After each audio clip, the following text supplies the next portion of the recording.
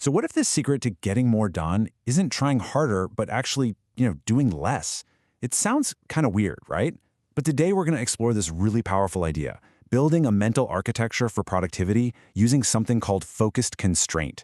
Let's dive in and see what that's all about.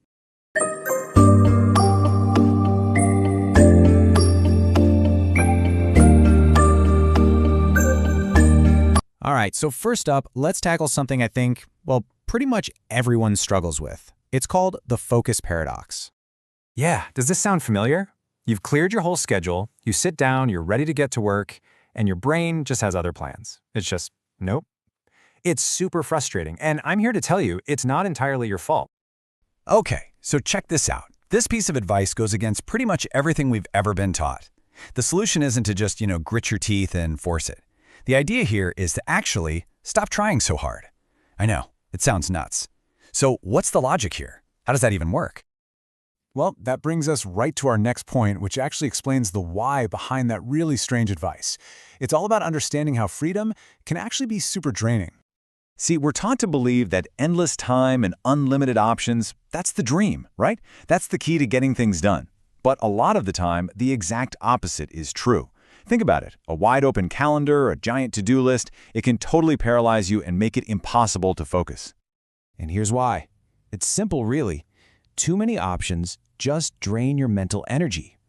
Every single choice you have to make, no matter how tiny, like what should I work on first? Should I answer that email? Should I check my phone? It uses up a little bit of your brain power.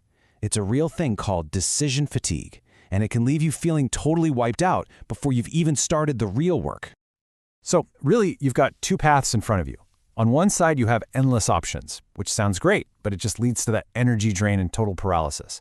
But on the other side, you've got focus constraint, and that gives you clarity. It points all your energy in one single direction. So it's not really about limiting yourself, it's about freeing yourself from having to make a million tiny choices. Okay, and this brings us to the real aha moment of this whole idea. It turns out our brains are actually, they're wired to thrive, but only under very specific conditions. Here it is, plain and simple. Your brain focuses way better with limits, not with total freedom. I mean, think about it. Your brain isn't some machine that can just run forever in any direction. It's more like a spotlight. It's at its absolute best when you give it a very specific, well-defined target to light up. So by giving it limits, you're not fighting your brain, you're finally working with its natural design. Okay, so that's all great in theory, but how do we actually do this in real life? Well, let's get practical and talk about a super simple but really powerful technique. It's called the 25-minute rule. The main idea behind this rule is something called time boxing, and it is beautifully simple. Basically, instead of saying, I gotta work on this report, you say, I'm gonna work on this report for exactly this long. You're literally creating a little box of time, a container, for your focus. And the magic number we're talking about here? It's 25 minutes. Yep, that's it. Not an hour, definitely not 2 hours. Just a simple, totally manageable block of time. You got to think of it like a sprint, not some endless marathon. So, why 25 minutes? Why that specific number?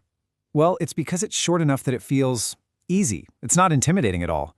I mean, come on, almost anyone can convince themselves to do anything for just 25 minutes. It completely lowers that barrier to getting started, which, let's be honest, is usually the hardest part. And here's exactly how you do it. It's just 3 simple steps. Step 1, pick one task. Just one. No multitasking allowed. Step 2, set a timer for 25 minutes.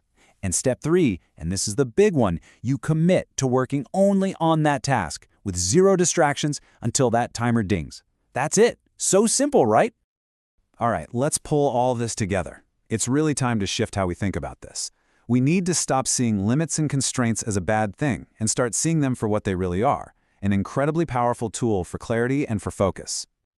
If you take away just one thing from all this, let it be this. Focus loves constraints. I mean, think about a river, right? It gets super powerful when its banks are narrow. Well, your focus is the exact same way. It gets stronger and more intense when you give it clear boundaries. It doesn't just put up with constraints, it absolutely thrives on them. And so that leaves us with one final question for you. And it's more of a challenge, really. Don't just, think about this idea. I want you to actually try it, like today. What is the one single task that if you gave it just 25 minutes of pure, focused, uninterrupted attention would make a real difference for you? Go on, pick it, set that timer, and just see what happens.